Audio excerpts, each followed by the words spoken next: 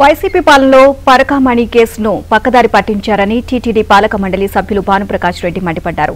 పరకామణి కేసులో అసలు పాత్రధారులు త్వరలో బయటపడతారని భానుప్రకాష్ రెడ్డి అన్నారు.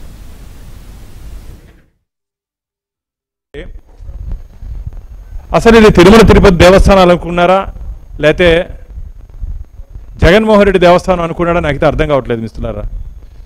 పూర్తిగా నియమ నిబంధనలన్నింటినీ తుంగలో తొక్కి టీటీడీలో ఉన్నటువంటి అన్ని రూల్స్ని వైలేట్ చేస్తూ, అంటే టీటీడీలో ఉన్నటువంటి అన్ని రూల్స్ అంటే నిబంధనలన్నింటినీ అతిక్రమిస్తూ వారి ఇష్టానుసారంగా వారు వ్యవహరించారు. అందులో ఉదాహరణ మీకు ఇంతకుముందే చెప్పడం జరిగింది. విజిలెన్స్ రిపోర్ట్లో తీవ్ర ఒత్తిడి వచ్చిన కారణంగా, పోలీస్ అధికారుల నుంచి తీవ్ర ఒత్తిడి వచ్చిన కారణంగా మేము దీన్ని లోక్ అదాలత్తో కాంప్రమైజ్ అయ్యామని చెప్పి అదొక అంశం. దేంట్లో మొదటి దొంగలించిన తర్వాత అదొక అంశం. అదైన తర్వాత టీటీడీ బోర్డు రెజల్యూషన్ మిత్రులారా అంట. దేనికి సమయం లేదయ్యా, దేనికి సమయం లేదని చెప్పి నేను అడుగుతున్నా అప్పుడుంటే ధర్మకర్తల మండలిని.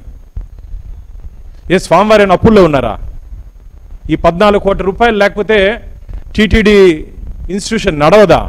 20,000 కోట్ల ఫిక్స్డ్ డిపాజిట్తో నడుస్తున్నటువంటి ధార్మిక క్షేత్రం అది.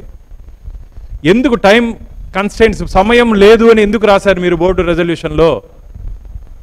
దీంట్లోనే మతలబు ఉంది. ఒకవేళ మీరు తొందరగా కానీ నిర్ణయం తీసుకోకపోతే రవికుమార్ ఏమైనా మనసు మార్చుకునేసి ఆ 40 కోట్లతో పాటు మిగతా 100 కోట్లు కూడా స్వామివారికి రాసేస్తాడని మీకు ఏమైనా భయం ఉందా?